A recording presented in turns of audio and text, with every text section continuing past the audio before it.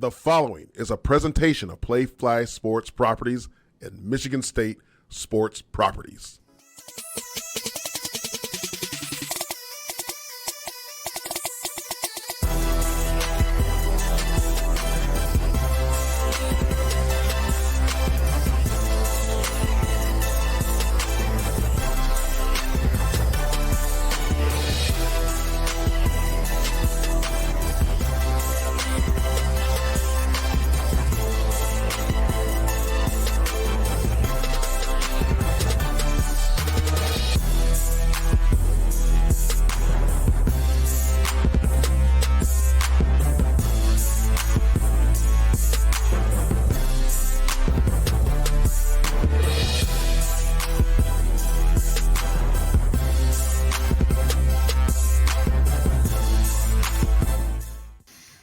Well, what a teaser that was right there for our special guest. It is Thursday, February 23rd, 2023.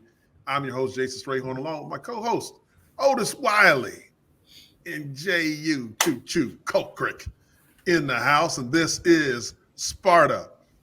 Be sure to click the link and subscribe buttons if you are watching us live. Thank you for watching us live. It's going to be a great show today. And don't forget to follow us on all of our social media platforms. And if you need to know how, this is how. Thanks for tuning in to This is Sparta MSU. Interested in hearing more from us? Be sure to follow us on Facebook, Twitter, Instagram, and even TikTok. Click on the link in the bio to head to our link tree for more information. Help us grow our following by hitting the like and subscribe buttons. Tell your friends and family to do the same. Have an idea for a future episode? Let us know in the comment section below. And now, back to the show. Gentlemen, how you guys doing today? You know, we got a special guest, but we got to talk about the basketball game that happened a couple days ago. Great event. Michigan State knocks off Indiana at home, 80-65. Free pancakes for everybody, by the way. But what a great game, Otis. Absolutely. It's just stole that word from Jehuu. He always says absolutely because you got to confirm that it was a great game. You know, what obviously has happened on our campus, you know, winning, I won't say winning solves everything, but winning does allow us to come together and heal. And you see, you know, Alan Haller and AD from IU, you know, the big step for IU to come out with the shooting shirts that's supporting us and Spartan Strong. The student section, man, like I got a text, you know, from someone stating, you know, if it wasn't for that Spartan Sunday event that we hosted to, you know, at least allow students to feel comfortable or welcome to come back to campus, we may not have had that strong showing of, you know, of yesterday night with the Izzone. And then just all of the fans coming back. It was a late night game, so 9 p.m. you can't really, you know, expect people to come out that late. But it was a series of just love, support. The players truly rallied through. As y'all were watching, you had some phenomenal, you know, guys stepping up to play and win this for not just themselves, but obviously for Spartan Nation. So, you know, I wanted to just place a note that I love this era of Tom Izzo. Like, this is the age of his career where he's not afraid to shed tears as a man, as a guy who's always in the public light. And I really fully respect Tom for this of just, it's okay to fully give your emotions out and cry, man, and just to kind of say this is a healing process. Like, he truly hasn't, I don't know, had time to process what has transpired. He's been kind of the spokesperson for us when it comes to, you know, being out there individual, being the spokesperson. So great game. Great kudos to our fan engagement team who really stepped in to truly make sure that things were smooth and things that were, you know, receptive to everything after what happened. It was just a flow good game, man. And so love that we got the dub because, like I told you guys in our last show, I definitely left Bloomington really, really bitter. And I'm glad that we got them back last night or 2 nights ago. Yeah, speaking of the emotion, you know, Izzo did show a lot of emotion the other day, Jehuu, and, you know, he had a great interview after the ball game with Scott Van Pelt of ESPN. You've been there for so long, and you've had incredible highs, and you've mentioned and the vigil last week, some difficult lows. This night, the significance for your community, the significance for your team, the significance for you. I'm asking you to put words to something that's probably hard, but give me your best shot. Wow, you are asking me to do a hard thing, but I'd say, Scott, that it was hopefully 2 hours of joy, you know, because there's been a lot of sadness here. And I think that's one thing sports can do for you. It can exhilarate you and make you all come together. There were 15,000 people there tonight, and I felt like I could give a hug to every one of them by how my team played. Yeah, that said it all right there. You know, those words that Coach Izzo said at the end of the game in that interview with SVP there said it all. And just all the terror, the tragic that happened in East Lansing, you know, a little over a week ago now. And just given that 2 hours of escape, you know, where people could feel normal for a bit, could go on and all be in the same building and cheer for the same cause, cheer for, you know, their school, cheer for that pride. And it's just you know, Michigan State this, you know, past week is just exuding, you know, that extra pride. It means so much right now to be a Spartan, and going out there and doing that, and stealing Otis's words, kudos to everyone that was involved in, you know, making this go off without a hitch. Kudos to, you know, everyone with the shirts, you know, the Spartan Strong shirts, you know, in the student section throughout the arena, the tributes that were paid, you know, by Indiana, you know, singing the school shadows, all that stuff, and getting those students back and giving that sense of normalcy, that goes a long ways. Yeah, it sure does. Tyson Walker, huge game from him the other night. A lot of great performances, gutty performances from Michigan State. Status quo of a Tom Izzo led team. What Michigan State fans have grown accustomed to, especially as you get closer to March, given the tragic circumstances just happened a week ago.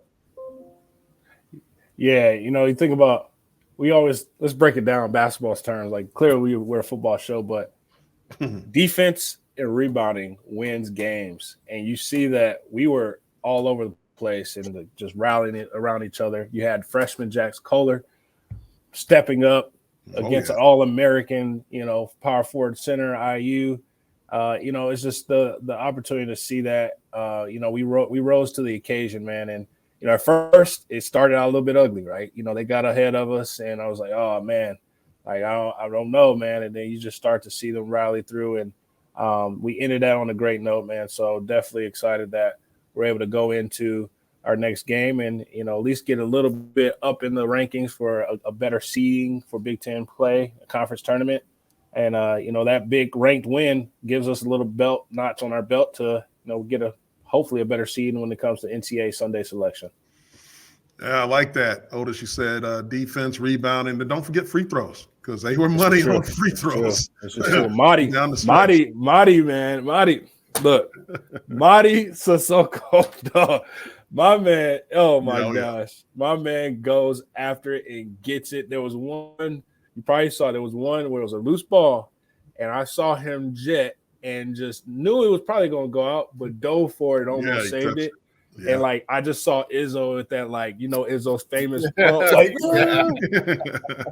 and that's where you're like, man, like, he wanted it as bad as obviously anybody out there. But Marty was the glue that kind of kept that going with swatting, rebounds, got the dunk on Trace's head, which is great because I remember he got that on Joey Hauser last game we went there. So just great elements, man. Seeing a lot of faces, familiar faces in the stands, just hugging. Like, no one was afraid to give you a hug or say, hey, how are you doing?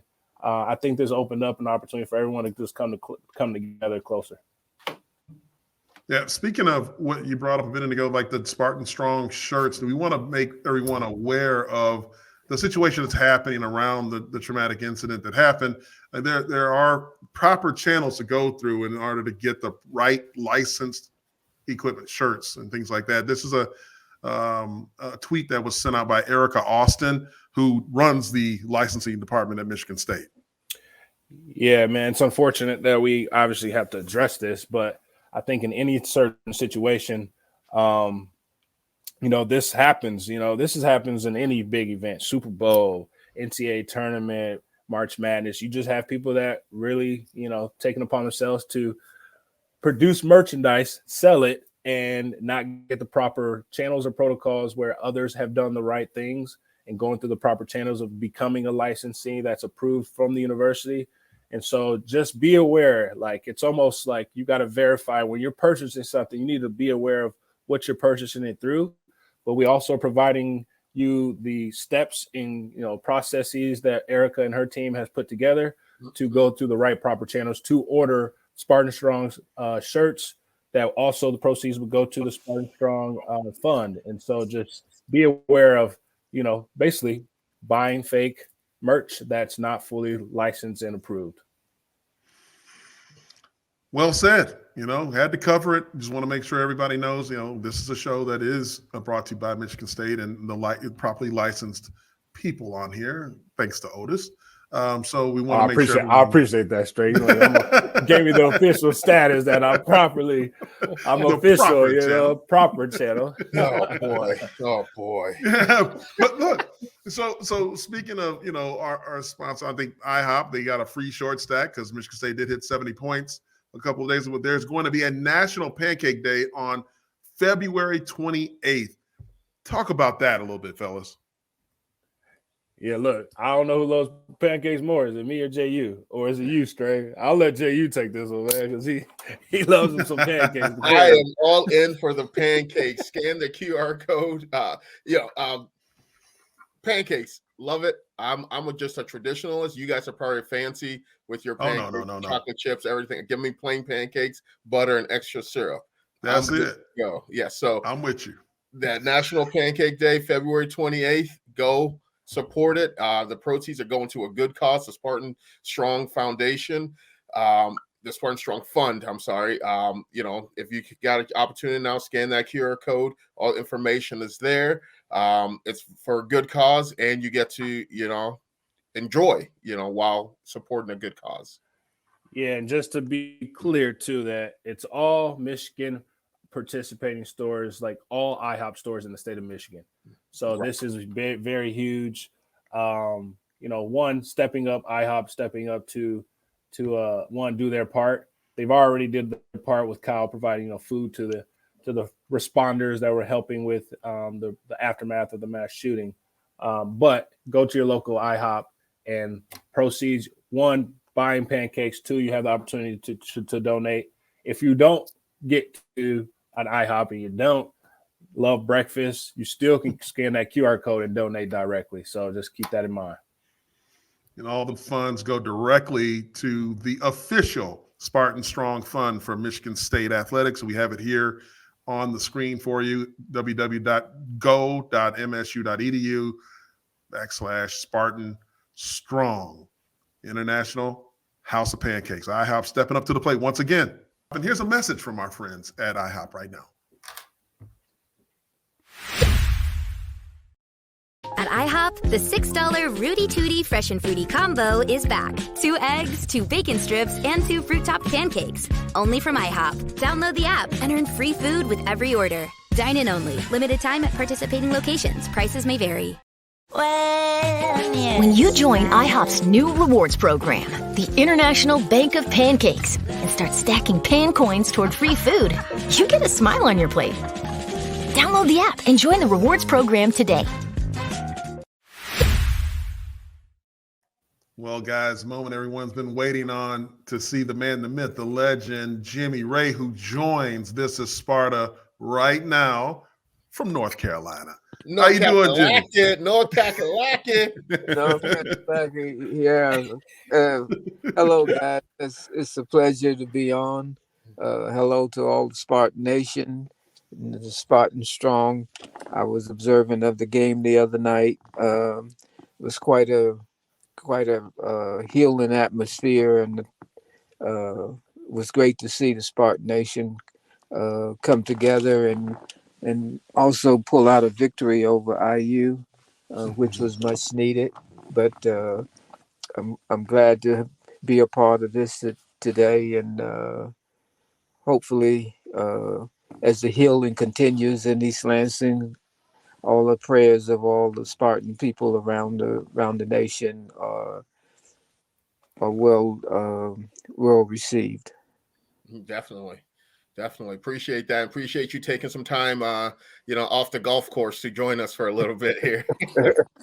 Yeah, well, we've had a couple of nice days down in North Carolina this week. We've had some temperatures in the mid 70s, which is unusual for February, but I live here in Forest Creek, and we have two um, golf courses, and so with the good weather, we've been able to take advantage and get out to play some.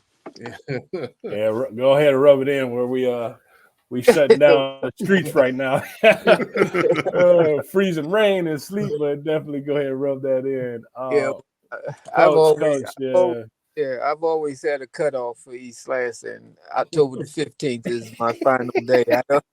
I don't go the way. Now that's if Michigan pushes you to like end of October, right? The game, Michigan game. Yeah, Coach. I remember, specifically, I'm going to jump ahead because we're going to go back again. But from the first encounter I had with you, really in person, was when you were my coach with the Jets, and the first thing you said to me was, and it was that recap the anniversary of this 10-10 tie when they brought out the 66 team and the retired Bubba's jersey, and it was that downpour, but it was a Saturday night and you had a game somewhere else, so they flew you out there and you stood in that rain and there, and I think you even had a couple, I'm not going to go there, but the first thing I saw in the Jets facility, like, you had me out in that rain and you guys kind of blew that game. Remember that? They flew me in for the ceremony. I had to do an ESPN presentation during the day, but I had to get back to Buffalo because we played the Bills the next Sunday. So I had to leave at halftime of the game, and when I left, after standing in the rain, and Bubba's jersey was put up in the Ring of Honor. A name was put up in the Ring of Honor. His jersey was retired. Notre Dame was ahead like 34-7 or something, and so I took the flight into Buffalo, and I didn't want to. I went to the hotel. I didn't want to ask what the final score was, and I got there to see the end of the game, and Michigan State had come back. I don't know if it was led by you, but they made a monumental comeback. That's one of the reasons you took me in New York there. It was you, Jehuu. It was. Yeah. Man, I recall we were leading. That's the first half. The second half is when they started giving you the touch, right? They started giving you the ball. We were up, and then we blew that lead because they wanted to give a high. Coach, blame our offensive coordinator for that one. Need a better play call. I ain't saying no names. I ain't saying no names, but everybody knows it very well. Coach, so going back to your time in North Carolina, growing up as a young man, right? We want to go back to those times and your recruitment ultimately to Michigan State. And ESPN or NFL did a great show on you, The Indelible, where it talks about your recruitment in that game. I believe it was the East-West Shrine game. Let's look. So, Coach, talk about that. I mean, what was that, like 5 touchdowns in one game in high school? Throwing, running, kick return, and interception. I mean, come on, Coach. Yeah, that's incredible. I had one of those days that you only dream about, but and it came at the right time, because there were two all-star games in the state of North Carolina at the time. The white players played in the North-South Shrine game, which was North Carolina versus South Carolina. I was voted to play in the game, but it was illegal for me to play because my school was the Negro High School Athletic Association, and they wouldn't allow me to play. And then the segregated schools in the state of North Carolina played in their bowl game was the East-West Shrine game was held in Durham, North Carolina. And all the best players in the East played against the best players in the West. And I I won the starting job as the quarterback for the East in that game, and won the Most Valuable Player award. And as I mentioned, Cal Stoll, who was an assistant coach at Michigan State, was recruiting the South, and he presented the Most Valuable Player trophy, the Player Award trophy, and that's what ignited and started my recruitment at Michigan State.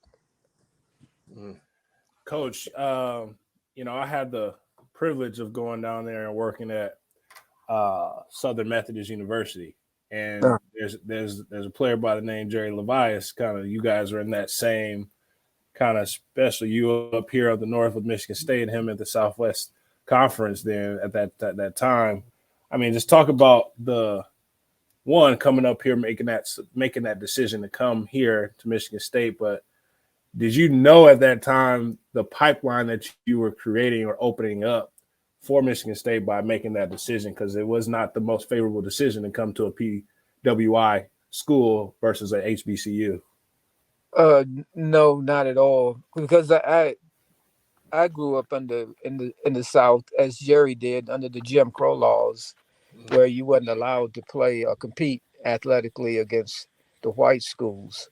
The white players in the state were separated, and my recruitment to Michigan State was kind of an anomaly because one, I played a position that that didn't lend itself to that I would be successful in college, and during the recruitment period, I didn't go up to Michigan State until the spring of the year, like early summer, on my recruiting visit, and I think that was by design. And when I got there, the weather was lovely and it's pretty and all that. Yeah, don't show them the snow. I had no idea that it could get as cold, that the air could get as cold as it got in Michigan. And the snow, the first time I saw the snow, I went back to bed. I was living in East Wilson Hall. I went back to bed, and Wilson. And the assistant coach, Hank Buller, came and knocked my door down and asked me what I was doing, why I wasn't in class. And I said, it's snowing. Because in the state of North Carolina, we didn't get much snow, but if we did, the school was out, it canceled. And so I thought the same thing. And I looked out the window across that field toward the Duffy Daugherty building. Wasn't there then, but that field going toward the stadium and the smokestack. And as far as my eye could see, it was nothing but snow. And I said, nobody. So I went back to bed, but I soon learned. He said, well, if you're not going to school when it's snow, you're not going to class. You won't be going to class until May. So I figured out I had to gear up and get some gear to make that trek across the campus, get over to Berkeley Hall. But it was quite a transition for me. One, the weather. Two, playing with athletes that were white, playing for the first time with white athletes, because that hadn't happened in college, and then trying to be a leader and be the quarterback, which was a negative also. So being allowed to eat in the Kellogg Center, in the restaurant, being allowed to stay in a hotel, all those things were first for me, because in the segregated South with the Jim Crow laws, you couldn't eat in a restaurant, and you had to go to the back of the back door of the theater to go in the movie, and you couldn't drink, and you couldn't get water.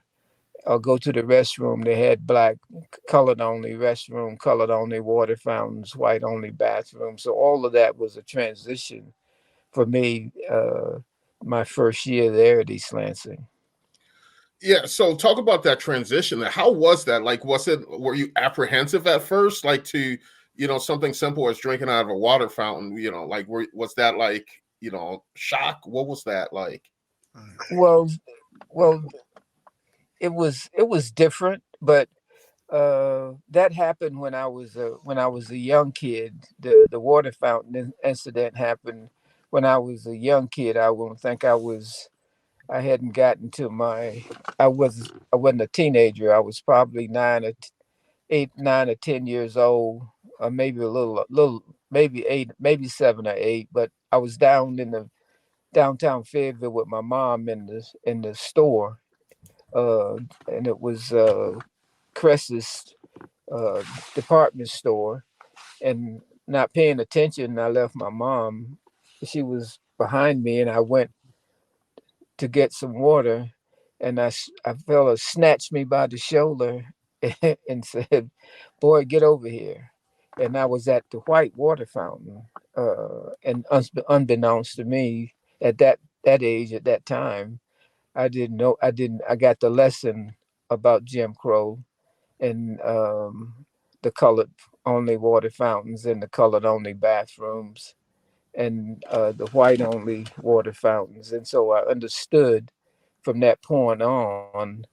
Then I got the lesson about Emmett Till, because that wasn't that far removed my from my era, my age group. All the black kids in the South, black boys in the South, was made aware of the killing of Emmett Till in Mississippi when he visited from Chicago, and supposedly uh, made an off off comment to a white lady in a store, and then he got taken out of bed at night and beaten, and a cement block tied to him and uh, put in the bottom of the river. So that story in the South was what every young kid grew up, every young black kid grew up understanding. And so when we were downtown, when we were older, a little older, we'd go by ourselves.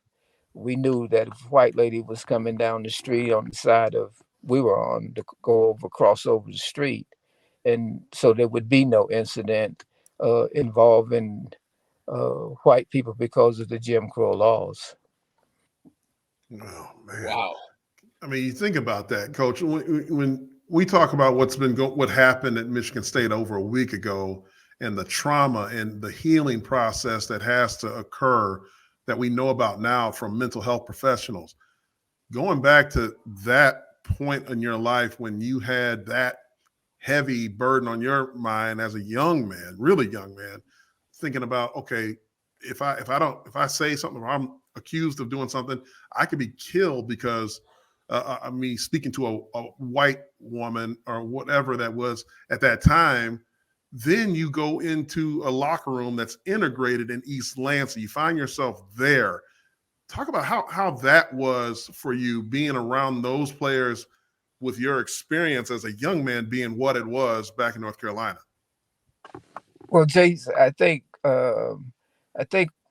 what helped the transition in the process was Duffy, and I was a class behind Bubba Smith and Gene Washington and George Webster and Jimmy Summers uh, and Jess Phillips, all of the guys that came transition out of the South.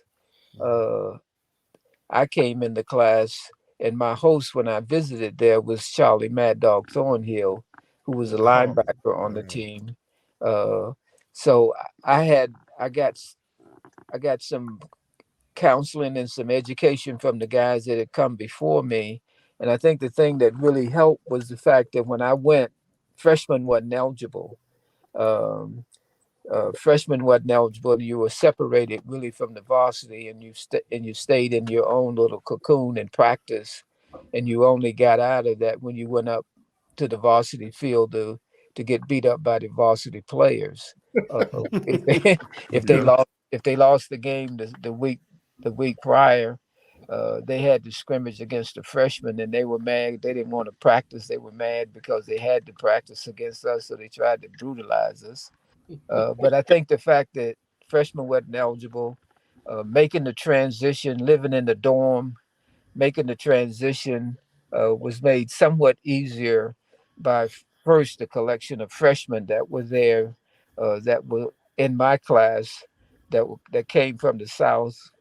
We all kind of endeared ourselves to the term homeboy, and homeboy took on a real meaning, because that meant that uh, all of the black athletes at Michigan State that were from the South, we referred to each other as homeboy, and that endeared us to one another, and it had the context of we had each other's back, and so my experience as a freshman going to class is ironic because Mrs. Pauline Adams, who was my American thought and language teacher, became a mentor of mine and for life. She kind of took me under her wing, and it's ironic that when I was in the South, I couldn't talk to a white woman or be near a white woman. And this lady, her husband was Dr. Walter Adams, who was once the interim president, or maybe twice the interim president at Michigan State, and she taught in the English department. And she put her wings around me and carried me through my freshman year and helped me all the way through. And we developed a lifelong friendship. And I can see her every time I go to East Lansing. I call her periodically. She's 101 years old now, but Wow. but she was the perfect angel for me. And as I said before, it was ironic that I had to avoid white people and white women in the South, but the angel that took care of me and helped me transition to the Michigan State and at college life, uh, was a white lady, Mrs. Pauline Adams. Man, this is look, man. Yeah. I got so many. Gratefulness is kind of coming over me. Of I wouldn't be obviously where I'm at today. None of us would be. And it just validates the selection of like, hey, this is why I love our school so much.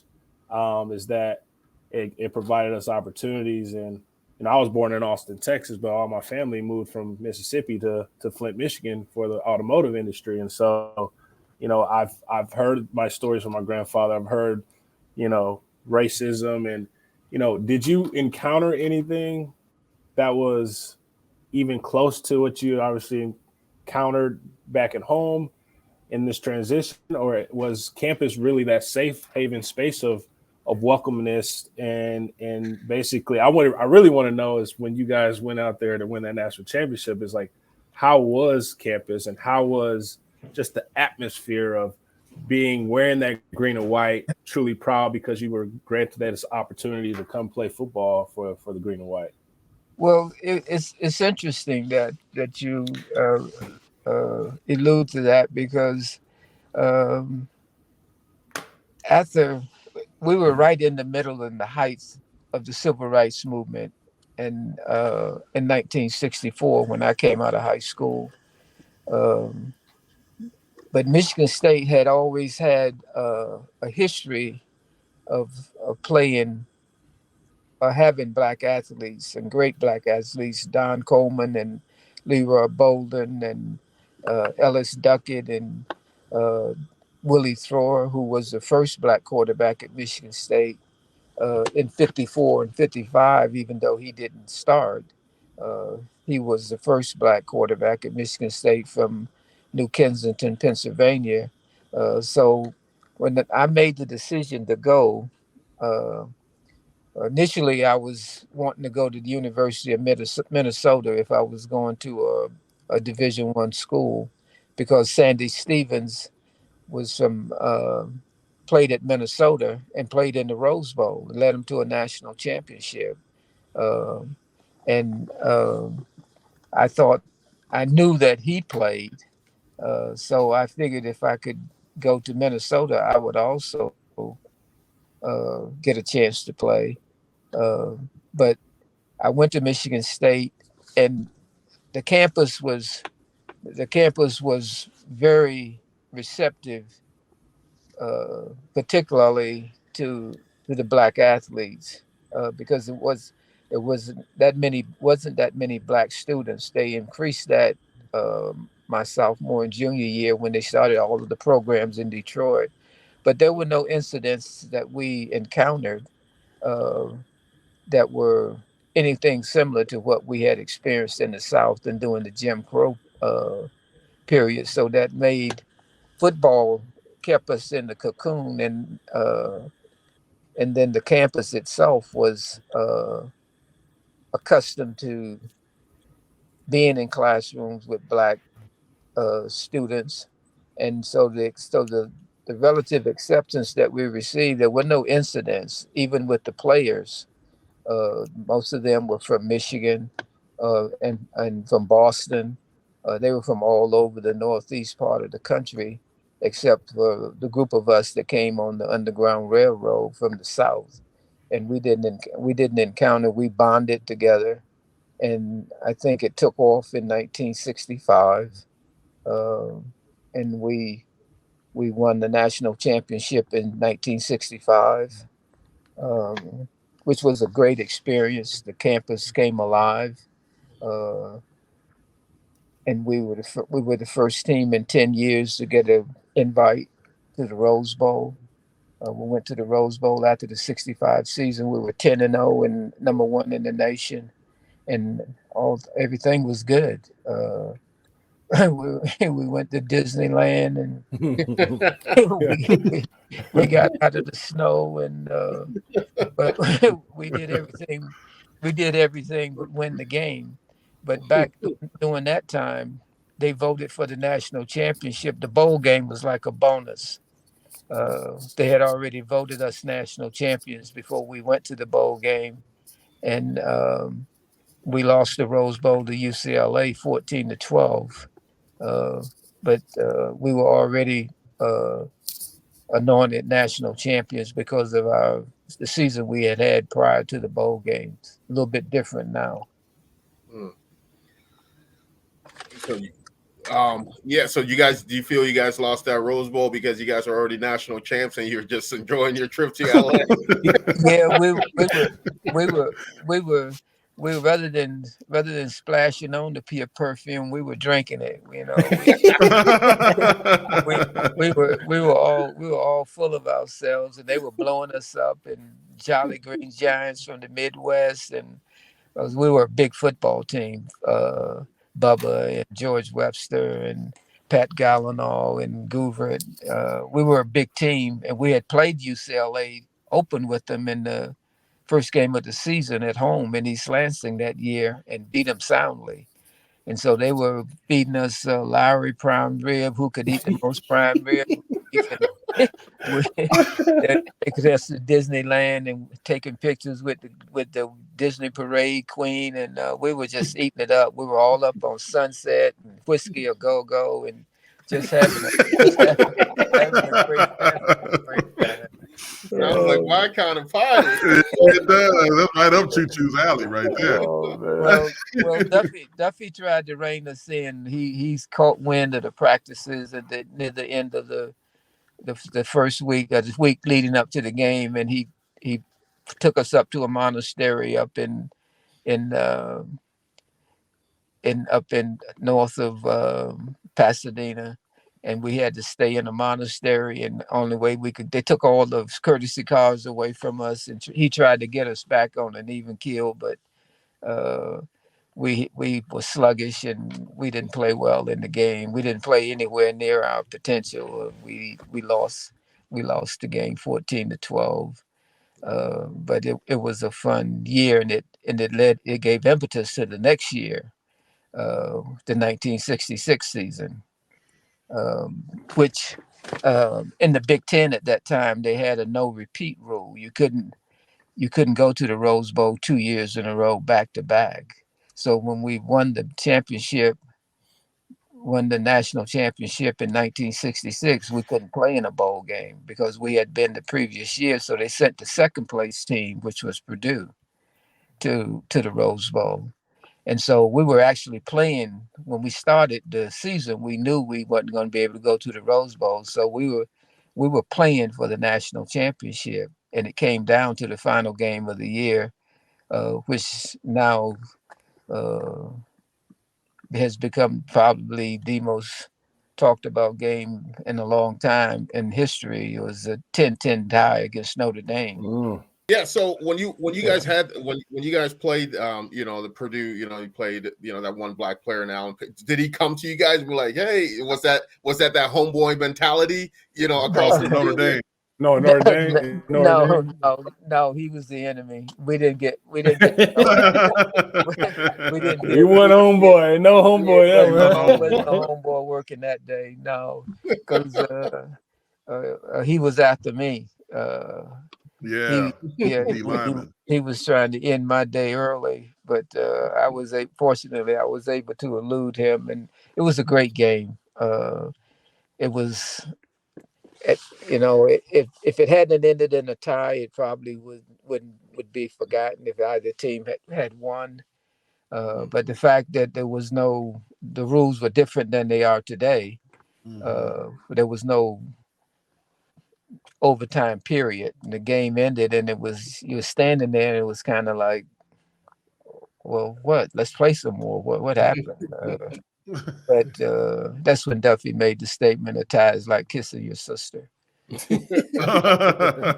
Coach, you talk a lot about like Duffy and being an integral part of the transition from a lot of the players that came from the South to Michigan State. There was a piece with the NFL that talked about Duffy Daugherty and his trust that he gained amongst the coaches in the South. Yes, Duffy, when Duffy and Bud Wilkerson back in the day were the two nationally known coaches in the country, highly respected coaches in the country, and they had what they called the Kodak Coach of the Year clinic that they put on all around the country at the end of the football season. And he took the Kodak coaching clinic to Texas, to Houston, and there were no black coaches in it. The black coaches wasn't allowed to come into the clinic, and so Duffy did the one clinic with the white coaches, and then the next week he put on another clinic in Houston for all of the black coaches, so they could receive some instruction in the clinic and the information that the white coaches was receiving, and that started the migration of black players out of Texas and North and South Carolina, and Virginia. That started that. The coaches that were allowed to come to the clinic, and Duffy welcomed them with open arms. And then the top players that they had, they were informing Michigan State about them, and Michigan State was able to recruit the players based on their association, their relationship with Duffy, because of the Kodak Coach of the Year clinic. Man, I mean, could you imagine? One, you talking about even the coaches association, technically AFCA black coaches ain't allowed to go to the AFCA convention. You got to have your own thing, right? And one of our leaders, our coaches, is not afraid to go against the resistance and be the Duffy's background was of such that he grew up in Bonsboro, Pennsylvania. His father worked in the coal mine, and he went to Syracuse, and he grew up around black kids, and he went to college at Syracuse, and they had black players. And he came to Michigan State and Biggie Munn, and they, before they became Michigan State, they was the agriculture college, but they started recruiting black players to in their quest to become a member of the Big Ten. So playing black players and being around black players wasn't that unique for Michigan State, and they gained their status in the Big Ten because of the integrated teams that they had and the national championships they won in 54 and 55 that included black players, and some of the stars on the team were black players. So it kind of the difference with us during the 65-66 season wasn't so much that we were a fully integrated team where it had cohesiveness and camaraderie and played well together, but the outlier was the fact that for the first time it was led by a black quarterback, and that position was off limits to blacks. I was the only black quarterback in the country starting at a Division I school in 1966. Wow. And the first to win a national championship. Yeah, obviously. the first to win. Yeah. I mean, you talk about your mark on the game itself, and to our culture as African American men ourselves. We look at, people talk a lot about your influence over Tony Dungy, who ended up hiring guys like Mike Tomlin in the NFL level. Tony Dungy's a kid from Jackson, Michigan, and watched you when he was young. But I also think about internal Spartans like Charlie Baggett that went to your high school, and guys like Tyrone Willingham, who played on that same team, who went on to play or coach a long time as black African-American coaches at the collegiate level and the NFL. Have you had time to reflect now that you have ended your career coaching after 3, 4, 5 decades in the NFL, long time in the NFL, and look at the impact that you actually have had on so many that came after you? Well, I did reflect a little bit when the NFL 360 came to do the piece on me, and there were the fact that there were 2 black quarterbacks starting in the Super Bowl. And I thought back to the time when I was drafted by the Los Angeles Rams, and I was told the very first day that they called me that I was going to be switched to defensive back, not allowed to play quarterback.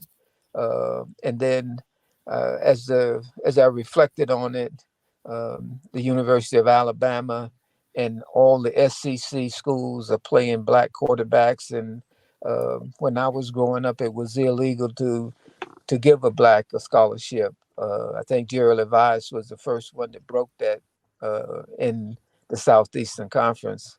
I think it was the Southwest Conference then. But I feel some sense of gratitude and some sense of relief that blacks it was what it was a denial of opportunity to say that blacks couldn't play the position because of the lack of intelligence and the lack of smarts, and now it's unusual, as I was the only one playing. Now it's reversed. It's almost unusual to see a team that doesn't have a black quarterback. I'm really pleased that we've come a long ways in terms of black quarterbacks, and Doug Williams in the Super Bowl, and all of the guys that Michael Vicks and Donovan McNabb and Randall Cunningham and all of the guys that were given opportunities to play. Hopefully my playing had a little bit of impact on that. Yeah. So Coach, you got to say this because I heard, we're talking about your coaching, and, in that video there, it was saying like, it's a shame. It's, you never got the opportunity for a head coach, but, I don't know if I'm heard this somewhere, and if you can confirm or you can deny this story here. I heard that you were slated to be the head coach at Michigan State. And everything was pretty much wrapped up. And then last minute, there was a switcheroo, and then John L. was hired. Well, there is some truth to that. I guess I was involved in the head coaching search at Michigan State on a couple of different occasions. And that particular time,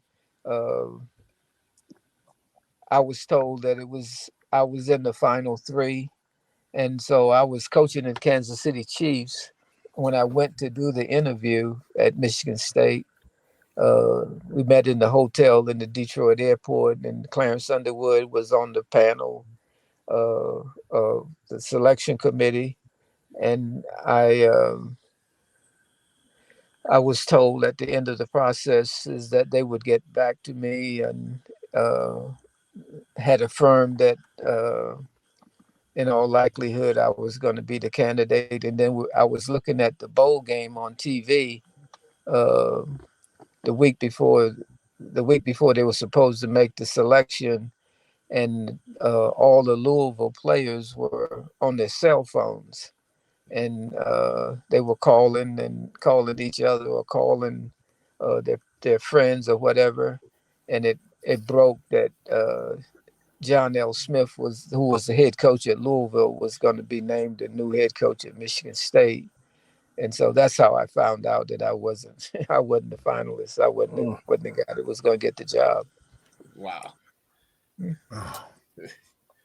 I mean, as far as we've come with the quarterback position, think about that. Like, we still have a long way to go in regards to head coaching opportunities. That's what you called it. You said the lack of opportunity is what you reflect on for players. Coach, what do you think it is going to take for more coaches to get the opportunity to be head coaches, Black head coaches I'm talking about, to be able to get those jobs to the NFL and even college football? Well, I've thought about it a lot, but I think it's going to take some kind of cataclysmic explosion for that to happen, or for that to take place. I think until the owners and the athletic directors and the college administrators understand that diversity is good for business, and hiring Black coaches is good for business, is a good business deal. Right now, the way that the hiring people and the hiring practices are, they don't feel any consequences, any negative consequences for their actions. And as long as they don't feel the negative consequences, and I'm talking basically in pro football, in their pocketbooks, in the seats in the stadium, I think we're going to struggle for a while in terms of getting Blacks named to head coaching positions. When I was coming along, and I was slated supposedly to be the first Black head coach in the NFL prior to Art Shell, the denial of the opportunity was because, well, he doesn't have head coaching experience, was used against me. And the other one was, well, he hadn't been a coordinator. So if you had to go be a head coach, you had to go back to college, and there wasn't any opportunities there. And then to become a coordinator, that wasn't happening in the NFL. So that was held against all of us that were in that era. But now there's no qualifications to be a head coach. You can be on TV, on ESPN, on Fox, Yeah. Oh, my named goodness. and be named the head coach the next week. And the owner said that you don't need experience. You don't need any experience to be a head coach. So the goalpost keeps changing and the landscape keeps moving. So now they just pick a guy. They said some guys have been in the league 6 or 7 years and never been a coordinator, never coached a position, never taught a guy how to put his hand in the dirt, but he can become a head coach. There's a lot of nepotism going on, and until there's some consequences for the actions that are taking place, we're gonna have trouble continuing to fill the position of head coach's position. And I think the only way it's going to happen is that the players themselves, because it's 70% Black and minority in the NFL, until the players themselves take a stand, I don't think anything will change. Coach, you mentioned obviously the changing landscape of requirements to be a head coach. So I guess you've worked for some head coaches, but you're a successful coach in leading men and training them to be great pros. What does it take to be a great coach? I guess for you. I mean, you personally, I feel like one, you telling that story is like, man, you could have been our head coach, Right. of us playing for you. Like, you know, it would have saved us those 3 years of misery. To be completely honest, we probably would have been well off in you know 10 win season and national championships, hopefully. But you know, tell us, what does it truly take to be a successful head coach? You know, from your perspective. Well, first of all, you know, knowledge of the game. There are two different dynamics in college and in pro football, but both of them still require knowledge of the game of football and the leadership ability and the ability to lead men. And um, Without those two things, basically, you see what is happening now in the NFL. There's 10 coaching jobs every year because after a year and a half or 2 years, sometimes less than a year, they're making changes in the head coach. But the ability to communicate, to teach, and to show a guy that you can improve him and make him better. Every guy in pro football or in college wants to be coached to either get to the next level, or in college get to the NFL, or in pro football to get to the next the max contract. So once you are in the position of coaching a young man and you can improve his ability, his skills, and he has trust in you and he buys into what you're teaching, and you're leading him in the proper direction, and you also have an investment in him and his uh, personal life, not just as a football player. I think all of those things are components of making of a good head coach, and they all come back down to leadership and mentorship uh, in the process. Yeah, so you know, to that point there about, you know, that advice there, and you know, we got at Michigan State, we have an African American head coach, the highest paid, you know, African American head coach in college football, Coach Tucker. He came off. He had a great season last year, a disappointing season. So, what advice would you give to Coach Tucker going into this year? Well, I think Coach Tucker is is headed in the right direction. He understands the dynamics of what it takes to be successful as a head coach. He's a great leader and communicator. Uh, he's invested in the players. I would tell him to just stick to his training. Uh, don't waver.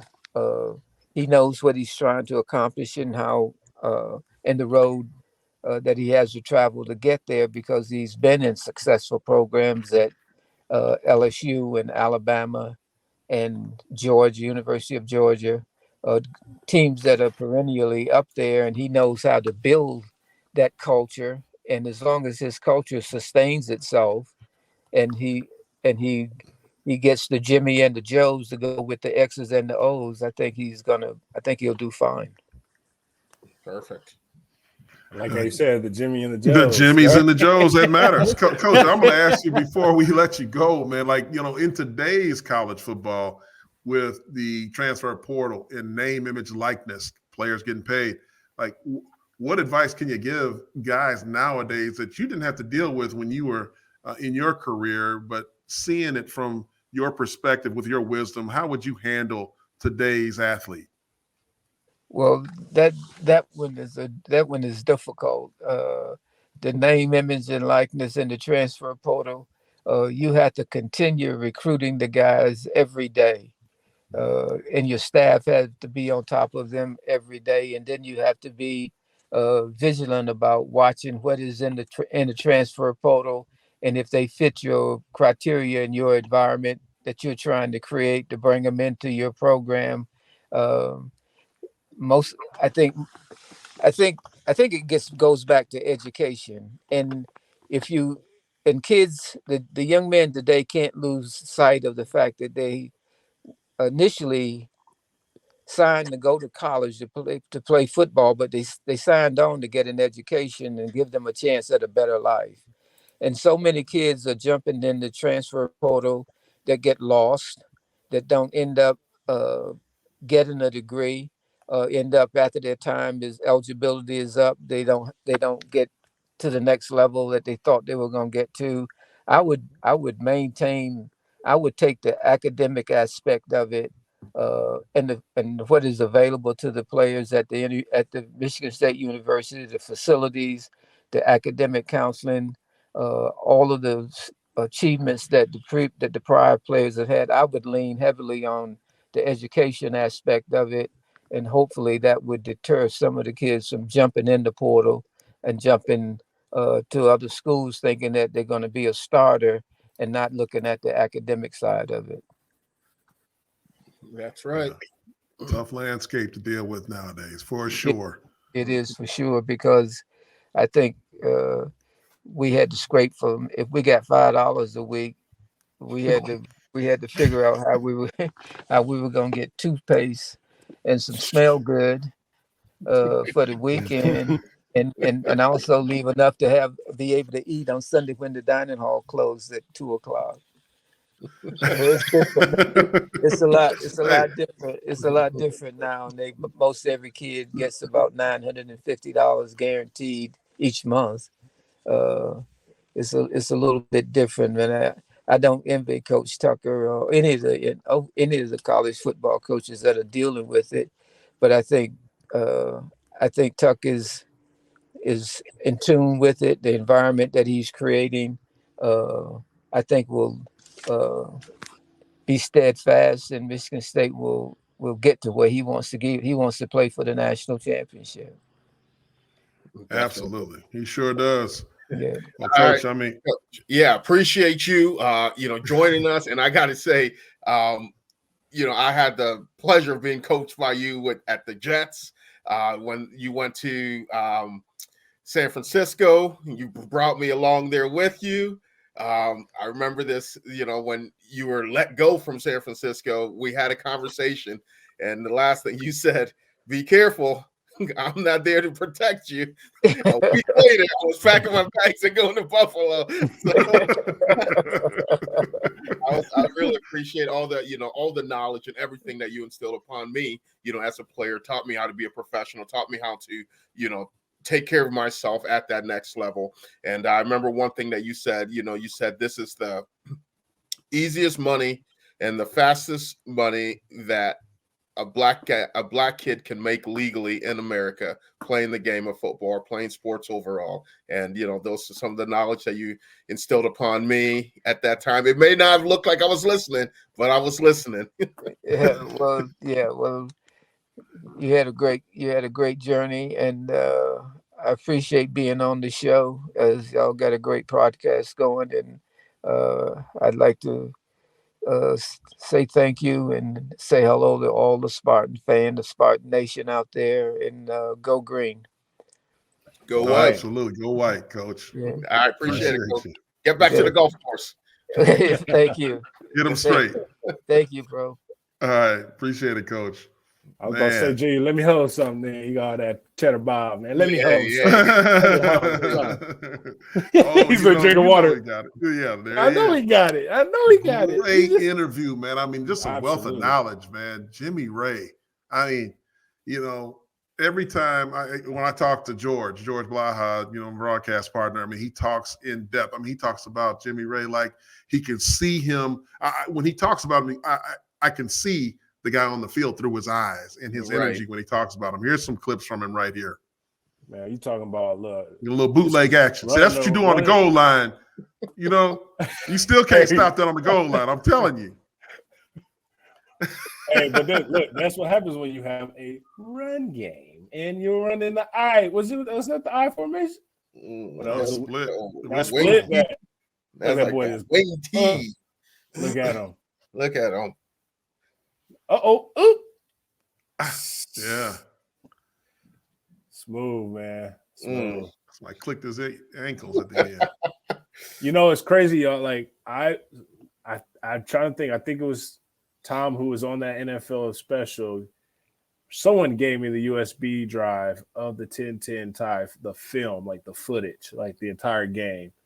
And when I left the Spartan Fund, I have misplaced the USB like drive where I'm like, that was like that was gold. That's gold, yo. Like, and so gold when then we have these conversations. Now it's weird when we talk about the Shrine East versus West Shrine game where initially this thing was segregated, and then you see like one of our very own Ben Van Sumeren played in that game, right? Right. All-Star game this past season. So that was a different game. That was actually a high school game he played. Well, in. that's what I'm saying. That's the high school, but like now it's still the same evolved to college. The college. Yeah. Mm-hmm. But like you think about it, where now it is now you play it. Every player you see playing in that game. But man, that gave me so much, not say validation, but it was giving me more dignity and being proud to be an alum, a Black alum of Michigan State University. Because just the history, man, like the rich history of you don't know behind that struggle and that journey, but that's a good picture right there too, man. Where thankfully for Biggie and Duffy of just allowing this platform for us to truly go through it, and it's almost like Jimmy knew he didn't know, he didn't claim to know, but he knew what he was doing, but didn't know, but opening the doors for other Black boys watching him. Coming up, man, it's crazy. How about the fact he could have been the head coach at Michigan State? You saw that's huge. That's breaking news right there. Oh man, I just like, man, I probably would have been. How about that? I would have had a better probably pro career, man. Because he would have followed Bobby Williams, correct? He would have followed Bobby Williams. Yep. Oh wow. And then it would have been. We would have had that Ron NFL Mason experience. We would have had that NFL experience that would have gave us truly vital pieces to get us ready for that next level, man. Right. Oh, Jesus. But instead we had. What are you talking about? You guys and your But John Hill look, impersonations. Stray, you know what, Stray? I can't look. I know I bashed that regime, but because clearly they gave me a scholarship, gave me opportunity. I can't fault that, but it could have been probably a different trajectory if you had our boy Jimmy Raye. We said homeboy would have had our backs. Yeah, fully, 100%. Homeboys. 100%, I like man. that. Yeah. So we found out where the origin of the word comes from, and that was a great interview, guys. I mean, absolutely. JU, any final thoughts? No, man. How can you follow that up? No, you can't. Great. You really can't. On to be on there. Yeah, just thankful that we had a chance to get an interview with the great, indelible. What's the name? Indelible. Jimmy Raye. I love it. I love it, man. That was awesome, guys. So that'll be a bow on this show. So for Jehuu Caulcrick, Otis Wiley, I'm Jason Strayhorn. This is Sparta. Have a good night. God bless. Go green. Go white.